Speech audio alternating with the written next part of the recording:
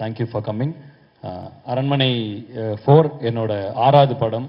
சுந்தரனா கூட என்னை தமிழ் திரையுலகில் இசையமைப்பாளராக அறிமுகப்படுத்தியது அண்ணன் தான்.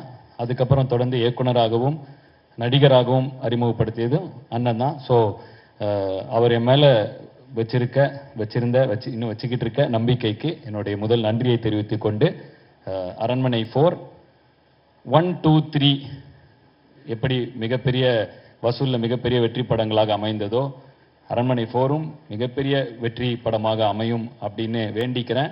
5, 6, 7, 8ன்னு தொடர்ந்து அமைந்து கொண்டே போகும்னு முன்கூட்டியே வாழ்த்துக்களையும் தெரிவிச்சுக்கிறேன்.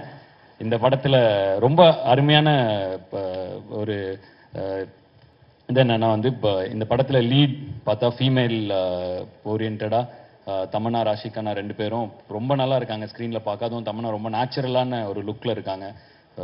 both of you are amazing on the screen, and thank you for the amazing movements in the song. You elevated the song with your grace and your dance, and thank you for that. யோகினா இருக்காரு, விடிவனா இருக்காரு, so பயங்கர comedy இருக்கும் கண்டிப்பாக.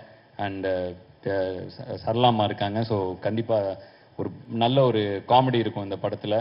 And சுந்தரனாவோட தொடர்ந்து வெற்றி படங்களாக வந்துட்டு இருக்கிற ஃப்ரான்ச்சைஸ். ஸோ இதுவும் கண்டிப்பாக வெற்றி படமாக அமையும்னு நினைக்கிறேன்.